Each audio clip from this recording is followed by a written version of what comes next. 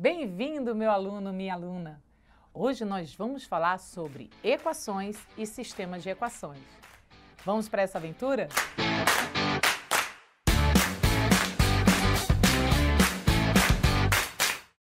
Isso mesmo, vamos começar a descobrir a história de como tudo começou.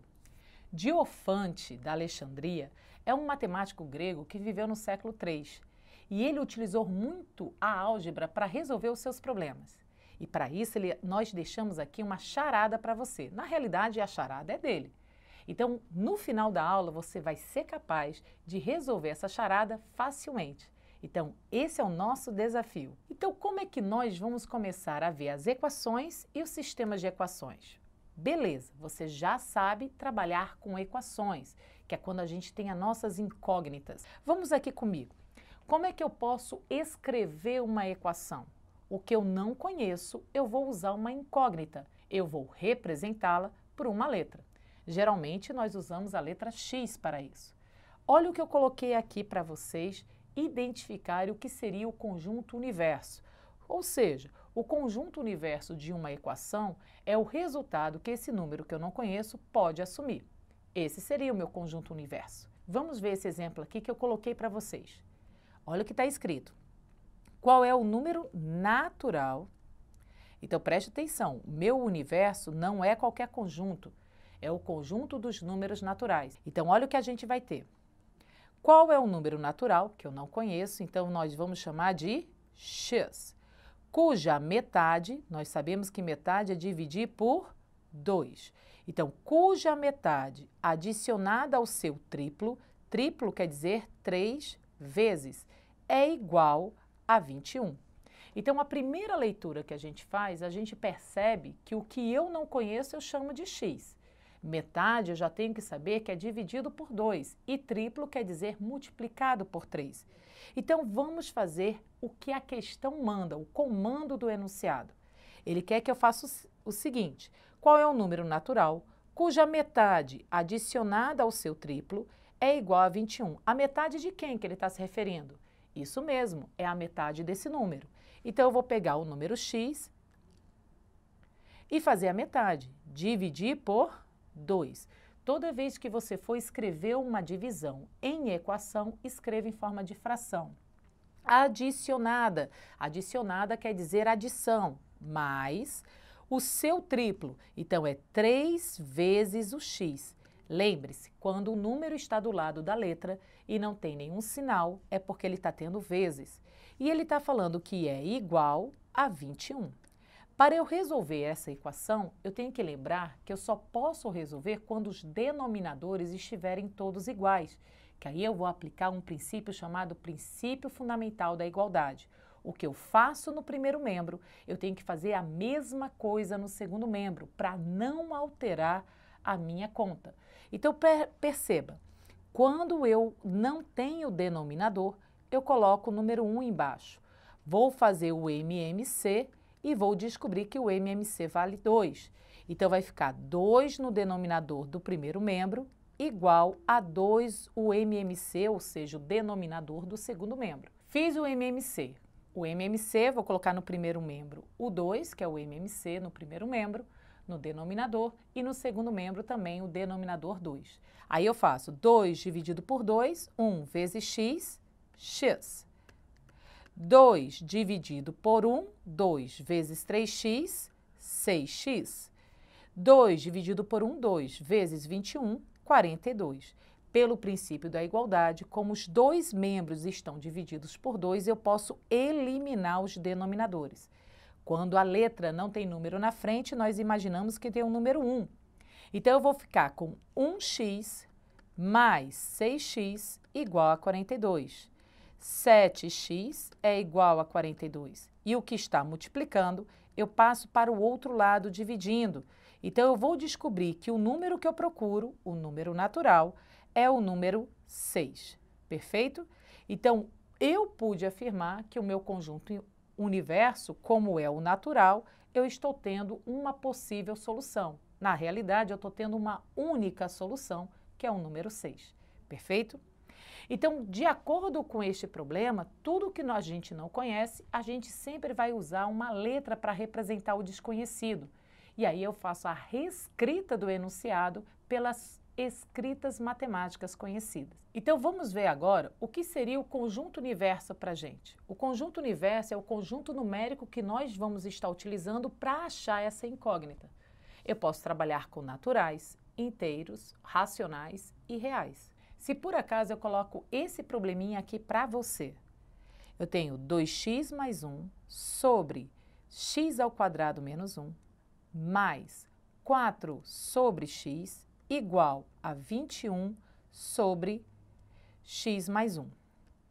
Você vai perceber que eu tenho frações e essas frações são chamadas de frações algébricas, porque no denominador eu estou tendo letras.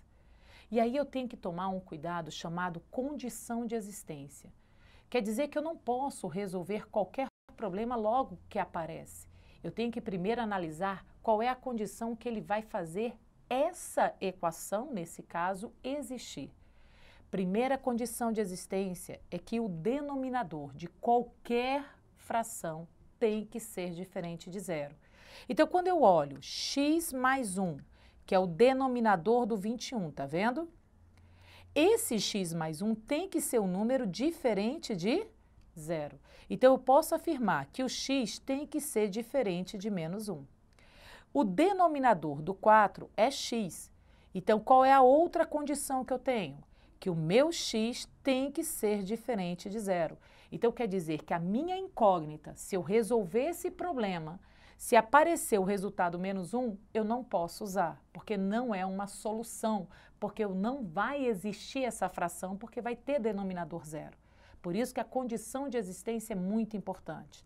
E o denominador do 2x mais 1, que é x ao quadrado menos 1, também tem que ser diferente de zero. Passando o menos 1 para o outro lado, eu vou descobrir que x, porque não é potência, x ao quadrado, quando eu passo para o outro lado, ele vai na forma de raiz. Não esqueçam, quando você vai resolver uma raiz, eu vou ter um sinal positivo e negativo. Então, o meu x tem que ser diferente de mais ou menos 1. Então, eu acabei de descobrir que o meu x não pode ser menos 1, não pode ser 0 e não pode ser 1. Então, o meu conjunto universo, ele tem que respeitar isso. Então, o meu conjunto universo serão os reais menos. Menos quer dizer que eu estou tirando os 3 números que eles não podem existir, senão vai ter denominador zero e não vai existir a fração. Então, agora nós estamos indo achar o conjunto solução.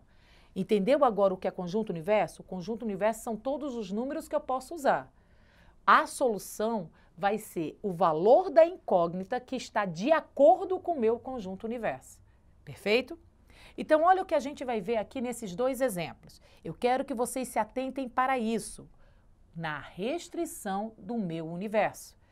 Considerando a equação 2x mais 3 igual a 8, onde o universo são os reais, ou seja, reais pode ser decimal, fracionário, pode ser inteiro, positivo e negativo. Então, ele está me dando os reais. Ele quer saber qual é a solução. Vamos resolver. 2x mais 3 igual a 8. Passo mais 3 para o outro lado. Fica 2x igual a 8 menos 3. X vai ser igual a 5 dividido por 2. Detalhe, 5 sobre 2 não é um número real? Isso mesmo, é um número real. Então, eu faço o conjunto solução, vai ser x igual a 5 sobre 2. Então, 5 sobre 2 é a minha solução. Eu posso escrever também assim. Solução é igual. X pertence aos reais, tal que x igual a 5 sobre 2. Perfeito? Mas olha no exemplo de baixo. Por isso que eu quero que você tome cuidado, porque na prova, nas avaliações, nos exercícios do livro, você vai ver que ele vai restringir o seu universo. No outro exemplo, qual é o universo que ele te deu? Inteiros. Por isso você tem que saber os símbolos, os significados.